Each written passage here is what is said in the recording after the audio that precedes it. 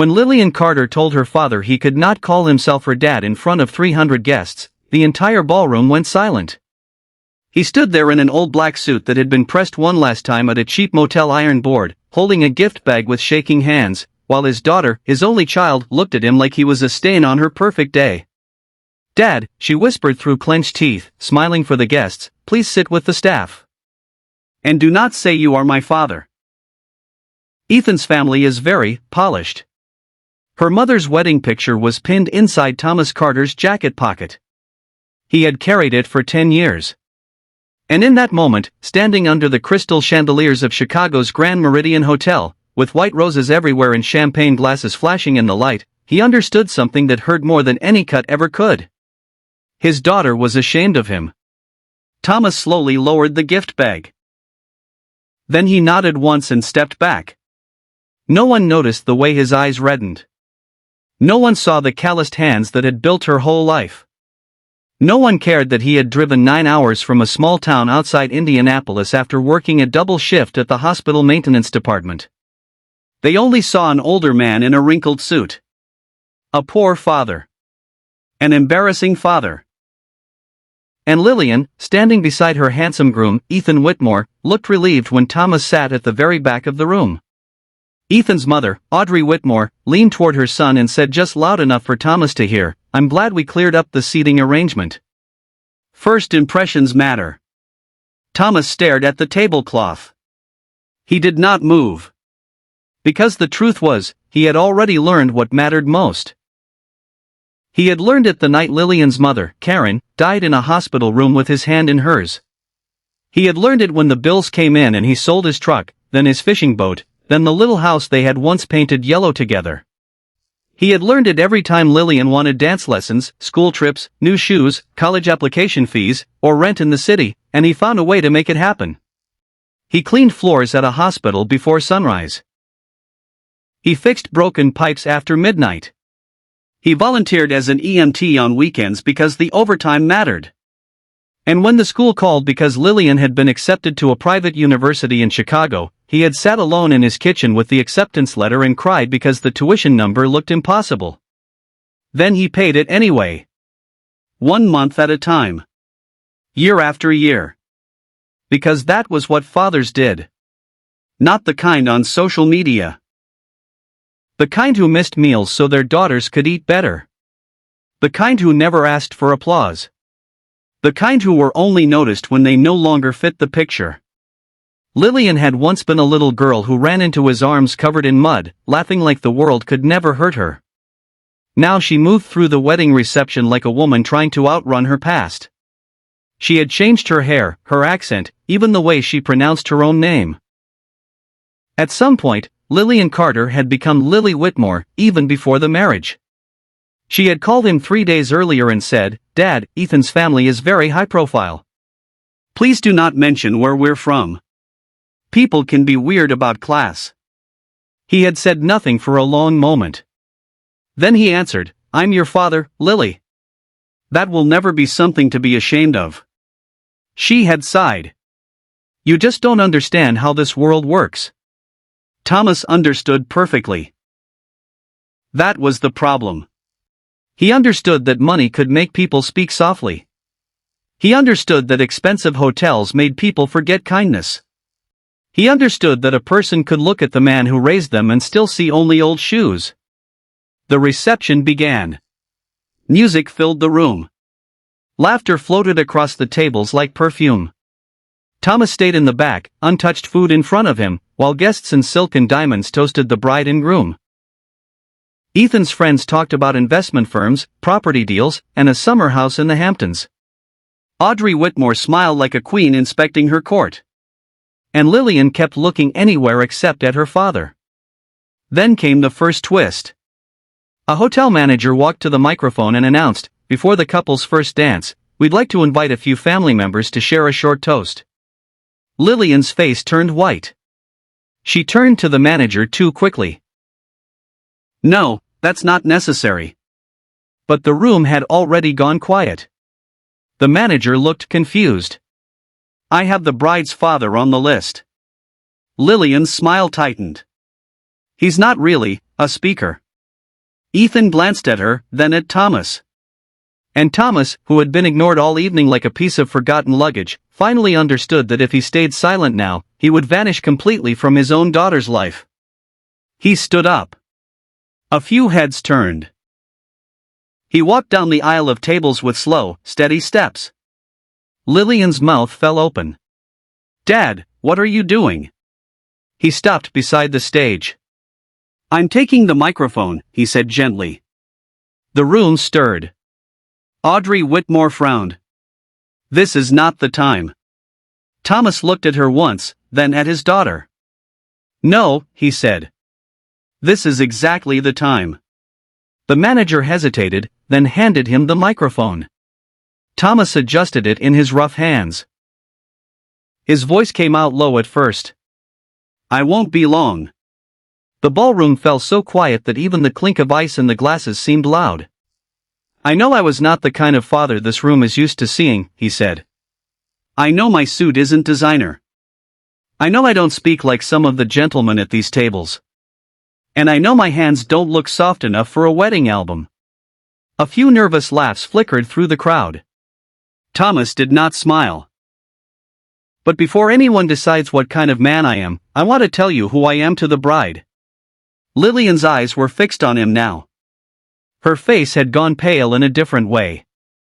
Thomas reached into his jacket pocket and pulled out a folded paper. "It's a letter," he said. "From your mother." The room went still. Lillian swallowed hard. "That letter stayed in my wallet for 10 years, Thomas continued. "Karen wrote it before she died. She said if the day ever came when our daughter forgot where she came from, I should read it out loud. I didn't want to. I prayed I would never have to." His thumb pressed against the paper. Then he unfolded it. Karen's handwriting wavered across the page, but the words were clear. Thomas read slowly. "If Lily ever looks at you and sees poverty instead of love, remind her that love was the only wealth that kept our home standing. Remind her who held her hand through fevers, broken bones, nightmares, and the day she got into college. Remind her who sold his truck so she could buy textbooks. Remind her who worked himself sick so she could wear a white dress one day and feel beautiful." Lillian's eyes filled instantly. A sound moved through the room. Not laughter now. Not gossip. Something heavier. Thomas kept reading. "And if she ever forgets the night on Route 6, tell her what happened before you told anyone else." Thomas lowered the letter. The ballroom was breathing with him now. He looked up slowly. "The night on Route 6, he said, was the night your mother would have wanted me to speak." He turned toward the groom's side of the room. 3 years ago, when a black ice storm hit outside Indianapolis, a young woman's car spun off the road and hit a guardrail. Smoke started coming from the engine. The doors jammed. People drove past. He paused. I stopped. A few guests leaned forward. I crawled through broken glass, cut my arm open, and pulled that girl out before the car caught fire. A murmur spread through the room. Thomas pointed softly toward the far table. I did not know her name then. I only knew she was scared and bleeding and calling for her brother. His eyes moved to Ethan's family. She was Grace Whitmore. The room erupted into shock. Grace Whitmore, Ethan's younger sister, covered her mouth with both hands and stood up so fast her chair nearly fell backward. Thomas nodded at her. You were 16, he said. You had a cracked rib and a concussion. I stayed with you until the paramedics came. You were asking if your mother would be mad at you for wrecking the car. Grace was crying now. That was you, she whispered. Thomas gave a small nod. Grace looked at her mother in disbelief. Mom, he's the man who saved me. Audrey Whitmore's face drained of color. Because the man she had dismissed as a nobody had been the reason her daughter was alive. Thomas lowered the microphone for a second, then lifted it again. I never told anyone who I was that night, he said. I was wearing a hospital work jacket. My jeans were wet. I smelled like smoke and motor oil. Nobody took a picture. Nobody gave me a plaque. But that didn't matter. He looked straight at Lillian. Because when people are drowning, they don't care if the hand pulling them out is rich. The words hit the room like thunder. Lillian's lips parted, but no sound came out. Thomas continued. I came here tonight because I was invited to watch my daughter get married. I came wearing the only suit I own. I came with a gift I saved for 2 years to buy. I came because even if you are ashamed of me, I am still your father. His voice cracked on the last word. For the first time all evening, the room saw the pain behind his calm. I was never rich, he said. But your mother and I made something better than money. We made a home. We made a life. We made a daughter I believed would never confuse style with character. He looked at the bride, and the room saw how deeply that hurt. Lillian was trembling now. Dad, she whispered. But Thomas was not done. There's one more thing. He reached into his jacket again and pulled out a folded check. I heard last week that the wedding venue balance was short because some of the payments got delayed. I fixed it. Gasps broke across the tables. Lillian stared at him in horror. You paid for this? Thomas nodded once. After your call, yes. She remembered instantly. She had called him in tears 2 weeks earlier, panicking over an extra balance the venue wanted for the ballroom upgrade. She had cried that everything was falling apart. And her father, the same man she had just tried to hide, had told her, don't worry. I'll handle it. She had assumed he meant advice. Not money. Not sacrifice. Not another private shift at a hospital warehouse. Not another skipped dinner. Not another piece of himself given away for her comfort. Thomas folded the check back into his pocket. I did it because I wanted tonight to be beautiful for you, he said. Not because I needed thanks. Because that is what parents do. They build things they may never get credit for. The silence in the room was now almost unbearable. Audrey Whitmore looked down at her hands. Ethan looked at Lillian with a new kind of coldness. And Lillian, who had spent months polishing her image, suddenly looked like a little girl standing in the wreckage of her own pride. She stepped off the stage, her veil trembling behind her. Dad, wait. Thomas looked at her, but he did not move toward her. He had already been moved too many times in his life by her wishes. Not anymore. Lillian's voice broke. I was wrong. The words came out in a rush, ugly and real. I was wrong all night. I was wrong for what I said. I was wrong for being embarrassed. I was wrong for acting like I got here on my own. I didn't. I got here because you carried me. Her eyes were streaming now.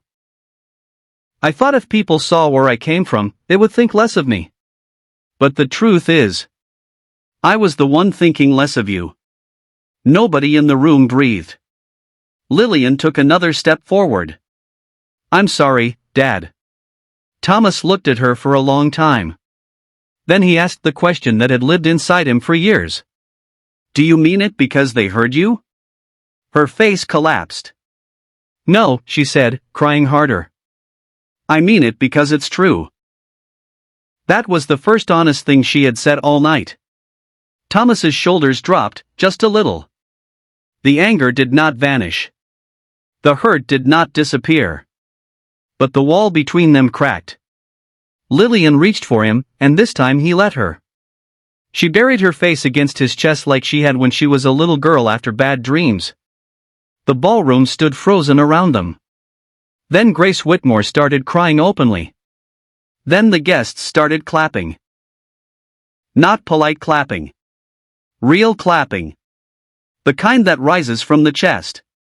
Ethan's mother stayed still, shame written all over her face. Ethan himself stepped back from the bride. I need a minute, he said quietly. And for the first time, he sounded less like a groom and more like a man realizing the wedding had become something else entirely. Thomas's hand rested on his daughter's back. There's no shame in being loved by someone who worked hard for you, he murmured. Lillian nodded against him, unable to speak. Later, when the music began again, nobody cared about the perfect seating chart or the polished speeches or the expensive flowers. They cared about the father-daughter dance. Lillian stood in the center of the ballroom with her hand in Thomas's. The music was slow. Her veil had been removed. Her face was red from crying. And when she looked at her father, she no longer saw old shoes or rough hands or a poor man at the back of the room. She saw every midnight shift. Every unpaid sacrifice. Every quiet battle he had fought so she could stand under those lights. "I thought I wanted to be someone different," she whispered as they danced. Thomas gave a sad little smile. "You already were." She shook her head. "No. I forgot who made me." He tightened his hand gently on hers. "That's all right," he said. "Just don't forget again." And somewhere in that ballroom, beneath the chandeliers and the white roses and the watchful eyes of people who had judged too quickly, a rich bride finally understood something money could never teach her. The man she had tried to hide was not her weakness. He was the reason she had ever had a life worth showing off. And the truth, once spoken into a microphone, had become louder than shame. Because real love is not measured by the price of a suit, the size of a house, or the kind of guests at the wedding. Real love is measured by who stays when it is expensive. Who sacrifices when no one is watching. Who keeps showing up, even after being told they do not belong. That night in Chicago, the woman who thought she had risen above her past finally learned the one lesson her father had been trying to teach her all along. You do not become worthy by rejecting the people who built you. You become worthy when you finally honor them.